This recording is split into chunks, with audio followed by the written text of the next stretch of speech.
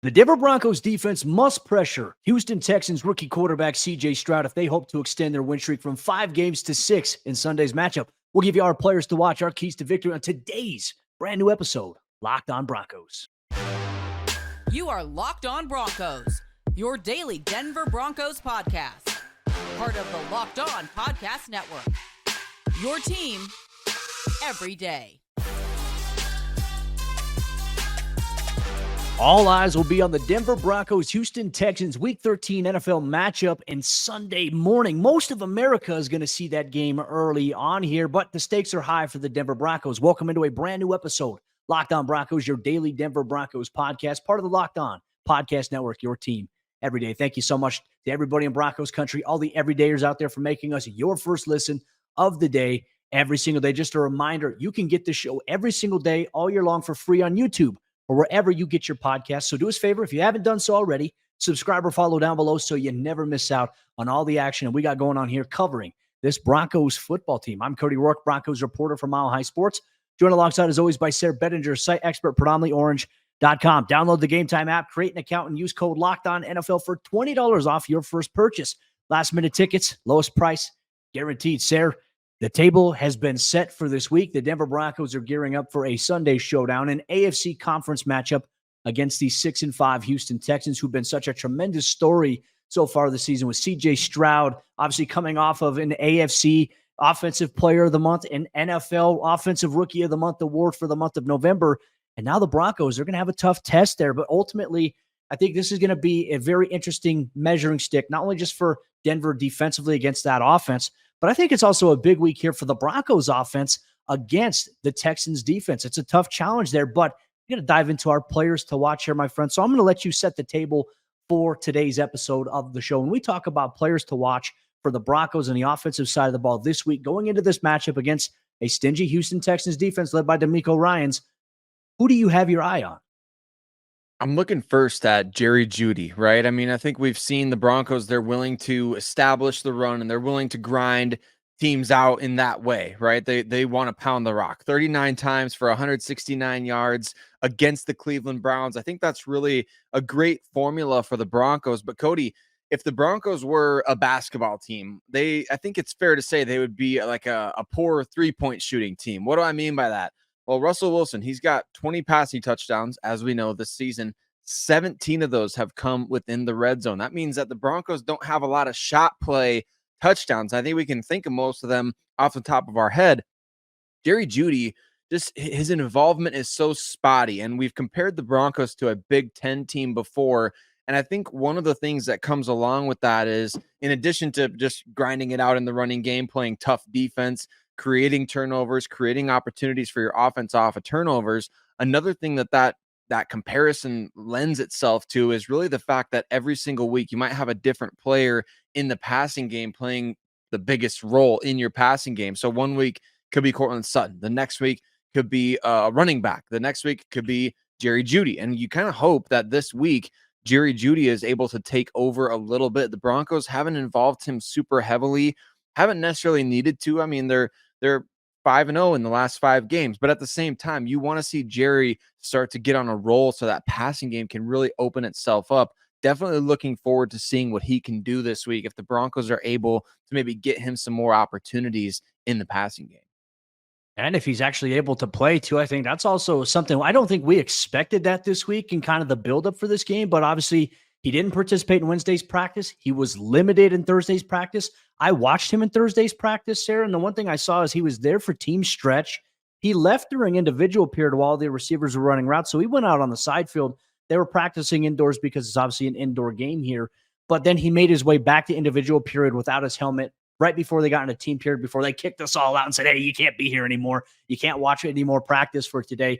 I think today's practice, I think, is going to be so crucial, right? And I even wrote this as well in my column. I agree with you. I think everything right now, if you watch the film, when you factor in my player to watch, Courtland Sutton, he's going to be followed by Derek Stingley Jr. But Sayre, like if Jeudy's able to go here, watching film this week on the Texans, this could be the Jeudy breakout game this year that maybe we've been looking for here, because not only can you do stuff in the slot, you can do it on the outside opposite of where Courtland's at, but I just don't know if they have the coverage assets to be able to do it. No, look, their secondary in the back end, Jalen Petre's a stud.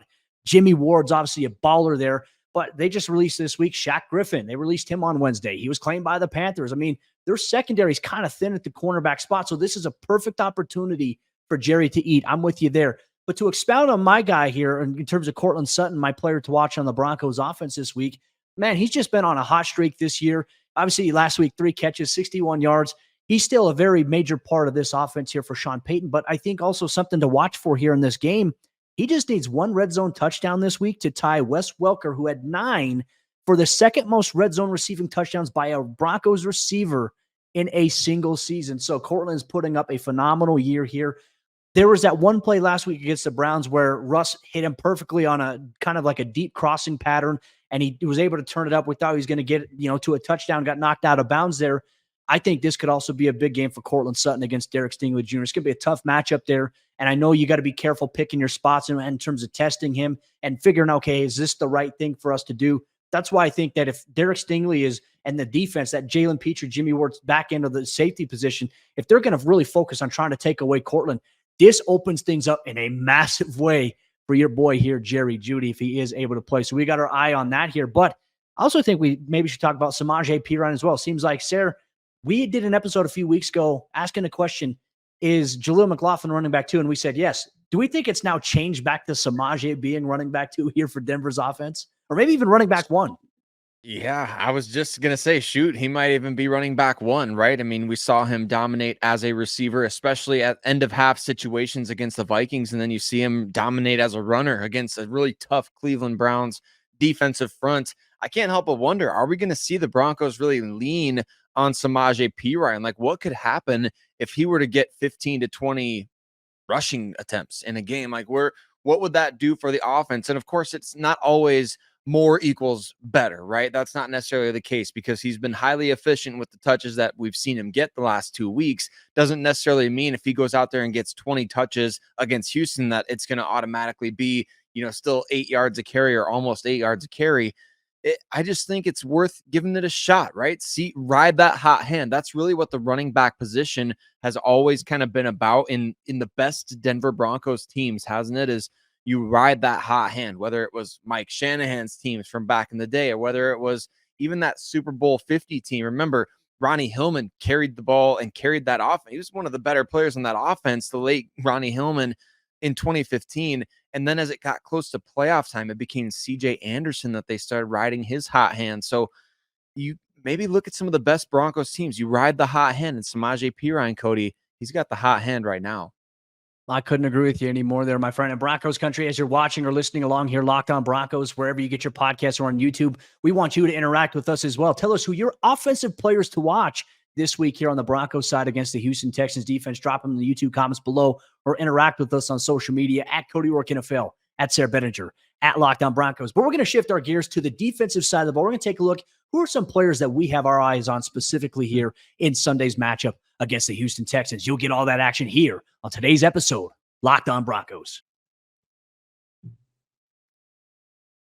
Today's episode of Locked On Broncos is brought to you by our friends over there at FanDuel Sportsbook. And as you all know, FanDuel is America's number one sportsbook. And the NFL season is in the middle of a very, very crucial time right now, with a lot of conference matchups coming down the wire, which will set up the playoff race. And FanDuel is the place to be for all the NFL action. And right now, new customers get $150 in bonus bets with any winning $5 moneyline bet. So if you believe this weekend the Broncos as 3.5-point road dogs will beat the Houston Texans, you put $5 on the money line in that game. If the Broncos win, you're going to wake up with $150 in bonus bets. If you've been thinking about joining FanDuel, there's no better time to get in on the action than right now. Their app is easy to use, and there's a wide range of betting options, which include spreads, player props, over-unders, and more. So visit FanDuel.com/lockedon and kick off the NFL season. FanDuel, the official partner of the NFL.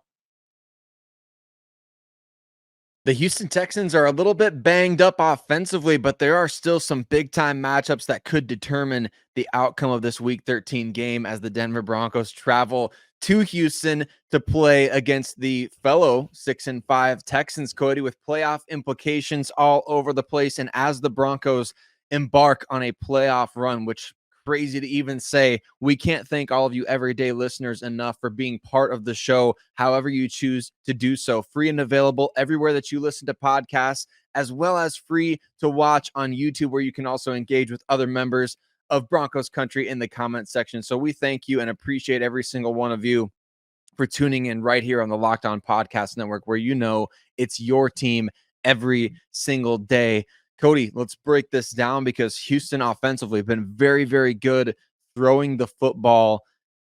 They get Dameon Pierce back this week. They've got some injury concerns, though, at receiver. What's your top players to watch for Denver defensively as we go up against maybe one of the better offenses we've seen in the last handful of weeks?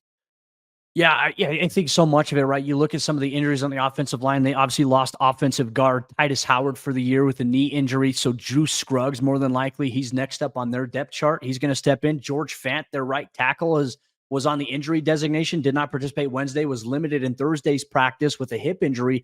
We'll see maybe where he's at. And Laramie Tunsil, I think, has also been banged up a little bit as well. So for me, I think a lot of what I'm looking at here is, what can the Broncos defense do? What can the edge rush or the pass rush do? And I'm going to look first and foremost at Baron Browning and Jonathon Cooper.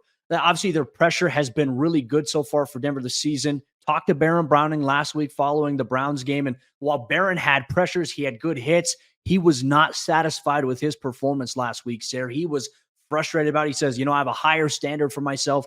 And it's like, hey, Baron, like, you had some really good pressures. You had some really good plays there. He wants sacks, and he wants to get after the quarterback. So Baron Browning, Jonathon Cooper, in my opinion, I'm watching them because you know how CJ Stroud can move around and excel. And one thing that Cooper and Baron told me after that Vikings game, Josh Dobbs was the hardest, most elusive guy that they've had to pursue and chase this week. It's a little different because Stroud's obviously not as strong as Dobbs in terms of being able to keep his feet, but man, he's a little bit more elusive. So how does that play into the pass rush situation here? Baron Browning, Jonathon Cooper, we can throw Nick Bonito and those guys in there, Drew Sanders into the mix here. Denver's edge rushers, they're my players to watch so far this week as the Broncos prepare for this matchup against the Texans. That offense has a lot of playmaking ability to it. Now, Sayre, I'm going to ask you here, when you're looking at this matchup with Denver's defense against this offense here, who do you have your eye on, and what is one of the bigger keys of this player in order to impact Sunday's game? Yeah, I think really building off of what you said, Cody, watching that interior defensive line led by Zach Allen lately, who's having a tremendous, tremendous season for the Broncos. Looks like one of a number of big-time free agent hits this offseason for Denver, but Zach Allen's played really well. Unfortunately, we have seen the Broncos pretty susceptible against the run, and I think that's really one area that this team can't afford to be weak against Houston, because if Houston's able to run the ball, and then CJ Stroud is going to be able to sit back there pretty comfortably as the Broncos have to guess with shorter down and distances what they're doing. So that interior defensive line, Zach Allen, Mike Purcell, DJ Jones, Jonathan Harris, those guys are going to need to make plays in this game, especially against the run, to really force the ball into Stroud's hands and into the players that you mentioned, their strength, pin their ears back, rush the quarterback. You want as many third and long situations as you can get in this game for your guys, Cody, Browning, Cooper, Bonito, to be able to just feast and make plays. And what about on the back end? Tank Dell, I know he's dealing with a calf injury this week. Obviously, he's been a playmaker for Houston, but it's not like he's the only one there, right? I mean, Tank Dell's made a lot of plays. Nico Collins has made a lot of plays. Noah Brown, the former Cowboy, he's made a ton of plays as well, especially after the catch. I think first and foremost, though, you got to ask the question, is anyone going to follow around Tank Dell or Nico Collins, or are the Broncos just going to try to play those guys straight up with how well distributed the football has been this year from CJ Stroud? I think that's going to be one of those big time things to watch in this game is Pat Surtain moving around, or, how do they match up size wise? I mean, because Pat Surtain probably a better matchup for Nico Collins in that regard. Mm-hmm. What's your thoughts on that? Yeah, I mean, I think you're right there. I think that you probably should see Surtain wherever Nico Collins is. Now, I think there's times in the game that you can maybe just play it as is, like, hey, I'm staying on this side. Fabian Moreau, you stay on this side. Like, let's play our coverage call here. But I think when you're going man situations, you're going to send pressure. I think that's where you have to really kind of mix things up a little bit. Okay, hey, if Collins lines up in the slot, Pat, you're on the slot here. And I think the communication has been good between Jaquan, obviously with PJ Locke, Justin Simmons, and Fabian Moreau. The secondary's communication has been great. I mean, you mentioned it here. Like the most dangerous threat right now for the Texans offense in the receiving game is Nico Collins. He's got 800 yards receiving to lead the team. And then Tank Dell's not that far behind him at 709. And one thing that he does really well, it's those, I think somebody in our YouTube comments actually said it pretty well. He's not like the fastest guy, but he's quick, right? And when we talk about guys who are quick, where can they hurt you? It's where you plant that foot and you run the out. You plant that foot, you run a dig, or you run inside. It's just those sudden twitch things, not necessarily getting behind your defense, but it's, hey, if I can get a step on you, I can make a big play happen. And I think that's where Denver's communication on the back end of the secondary, I think is going to be absolutely crucial. But I think I would put Surtain on Collins, and I think I would just keep, Jaquan McMillan. I trust him against Tank Dell on the slot if he's there. Now, if it's on the outside, Fabian Moreau is going to have to play big. Now, I think the adjustment you can make, let's say that Tank Dell's really hurting you and Denver doesn't have an answer for him. Then I think maybe, put Pat Surtain on him. See what you can do there to kind of mitigate his impact there. But not only does Denver have to account for these guys as pass catchers, I think you also have to account for maybe Dameon Pierce out of the backfield catching the ball as well. I think there could be some opportunities for them to throw him the ball inside the flats or maybe even on an angle route there. I trust Alex Singleton and Josie Jewell in that regard there, but Denver's going to have their work cut out for him. This is a Texans offense right now. I mean, Sayre, they're one of the top 10 offenses, 6th in terms of net yards per game here. You look at their turnover margin, they're top 10 in the NFL as well. And then CJ Stroud. I mean, the passing offense there, they're second passing ranked offense in the NFL, averaging 276.2 yards through the air. And the thing about CJ, he protects the football. He's only thrown 5 interceptions this season, right? And he's throwing a lot of yards, throwing a lot of touchdowns. He's playing efficient football, and those guys are a byproduct of his good play, and he's helping them out as well. So that's a big, big matchup here this week. And I think everything kind of ties in with the pass rush and also the cover guys on the back end, as you talked about. Yeah, and the Broncos are going to have to find a way to make sure that he does turn the ball over a little more. He has the 5 interceptions this year. What's important to note, though, 3 of those came in one game. So, I mean, he was, spreading his mistakes out quite a bit up until that point. I believe that was the Cardinals game just a couple weeks ago. He does have 6 fumbles this year as well, Cody. He's been susceptible a little bit to sacks. He'll take a couple sacks every game, but it's not like he's just kind of hiding and falling down and trying to avoid mistakes. I mean, he's just simply not making a lot of mistakes. So the Broncos are going to have to force the issue. They're going to have to be aggressive, and they're going to have to disguise coverage. They're going to have to disguise where the blitz is coming from. This is a big, big game, I think, for defensive coordinator Vance Joseph as well.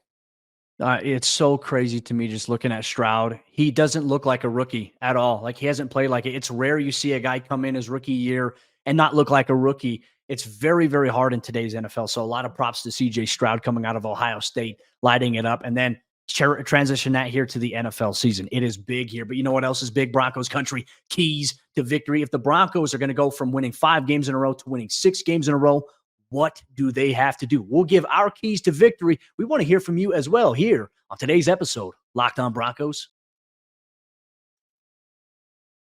Today's Locked On Broncos is also brought to you by our friends over there at the Gametime app, folks. And if you've ever had a frustrating ticket buying experience, like not knowing what your seat or what your view is going to be like, struggling to find last-minute ticket deals, Gametime, they take all of that out of the equation. They make it easier for you to get tickets to the events that you want to see. Flash deals, zone deals, last-minute tickets, easy to find and buy tickets for every kind of event that's going on in your area. Plus, you get views from all the seats in your venue. So if you're going to Houston to watch the Broncos play the Texans this weekend, you can see exactly what your view will be like of the field when all the action commences at 11 a.m. Mountain Time kickoff in primetime action there, AFC matchup. Outside of all that, Gametime is the only ticketing app that gives you complete peace of mind with your purchase. And they're obsessed with finding ways to help you save money on tickets. They have deals on tickets right up to the start of the event and even an hour after it starts. It's the place to find last-minute seats, and you can find exclusive flash deals and sponsored deals on tickets for football, basketball, baseball, concerts, comedy, theater, and more. With zone deals, you pick the section and Gametime picks the seats for an average of 18% savings. And the Gametime guarantee means that you'll always get the best price. If you find tickets in the same section and row for less, Gametime will credit you 110% of the difference. Take the guesswork out of buying tickets with Gametime. Download the Gametime app, create an account, and use code LOCKEDONNFL for $20 off your first purchase. Terms apply. Once again, create an account, redeem code LOCKEDON, NFL for $20 off. Download Gametime today. Last minute tickets, lowest price guaranteed. As we jump into the fourth quarter action on today's episode of Locked On Broncos, real quick, want to say thank you so much to everybody in Broncos Country. We appreciate you for taking time out of your day to listen to us, to watch us break down all things related to the Denver Broncos, giving you up-to-date, objective coverage of them and their opponents that they're facing on a week-to-week basis. We appreciate you so much for rocking with us. Sayre, let's open things up here. Keys to victory. Now, obviously, we could go into some cliches, right? But I think that if we say, okay, if Denver comes into this game against the Texans, both teams 6-5 record, a win here for Denver would put them in the wild card spot right now if the playoffs were to end today or after Sunday, if they were able to win.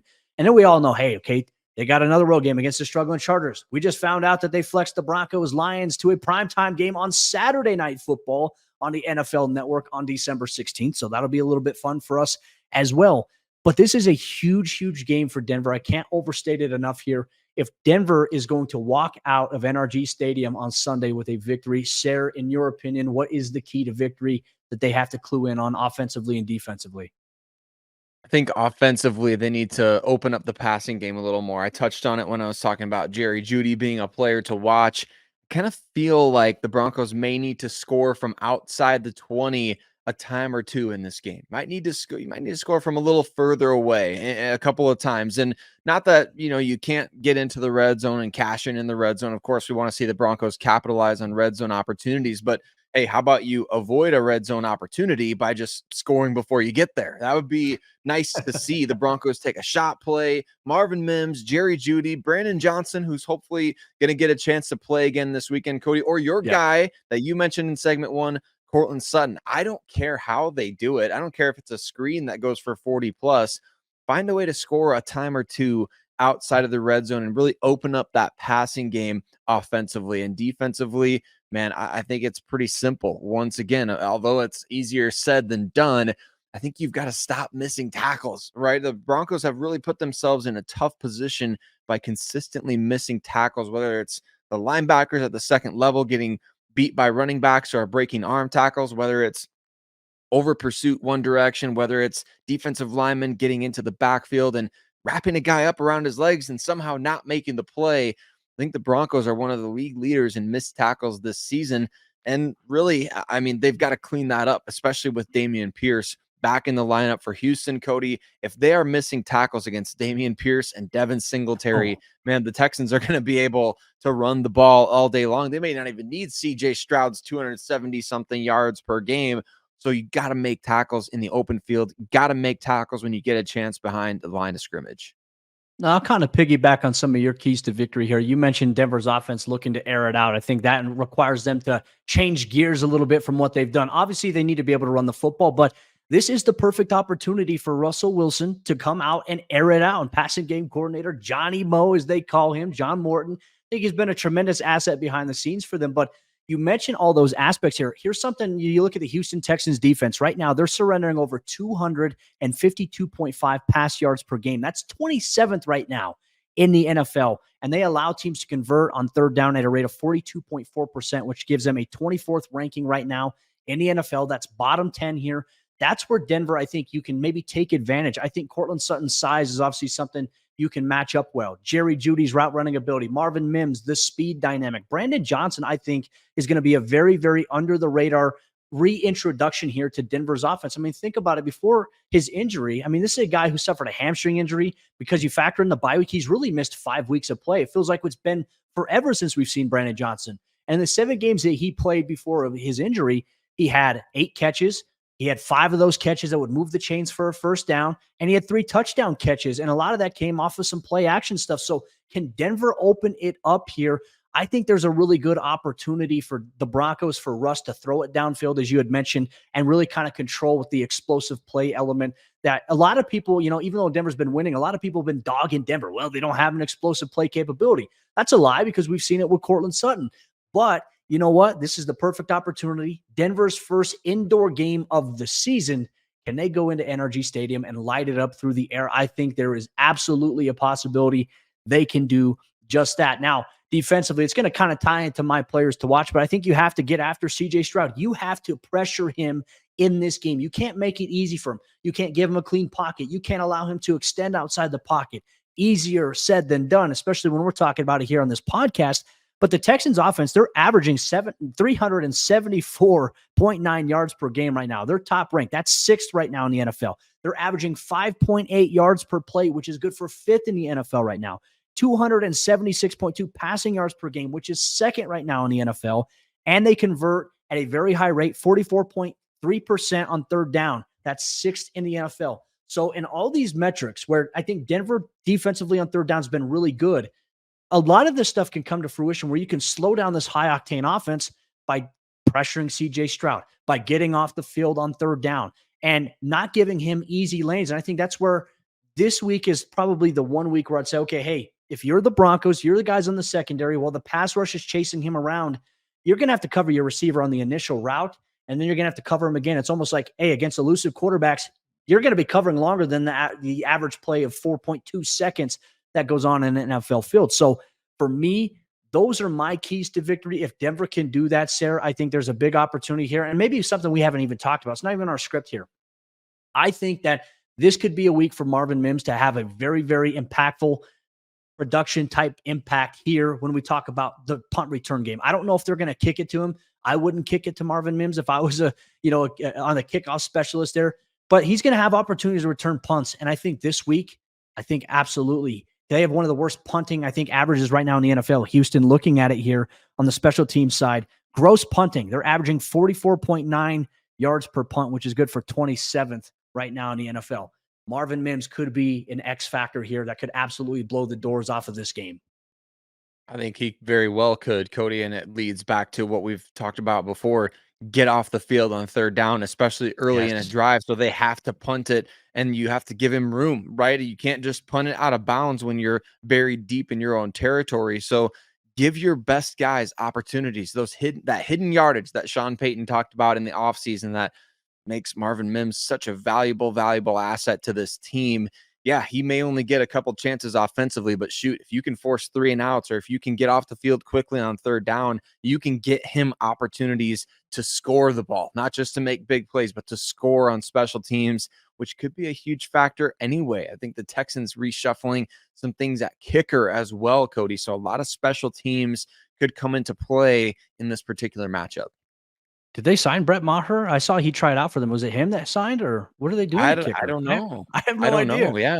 Well, we're going to be surprised on Sunday, folks. We'll see exactly how it's going to play out here, but we want to know what your keys to victory are. If you're watching on YouTube or if you're listening wherever you get your podcast, you can always interact with us on socials at Cody Roark NFL, at Sayre Bedinger, at Locked On Broncos. But the next time that you're going to see Sayre and myself, we'll have you covered immediately following the Broncos game on Sunday with the Locked On Broncos post-game report here on YouTube, wherever you get your podcasts. Enjoy your weekend, Broncos country. We'll see you then.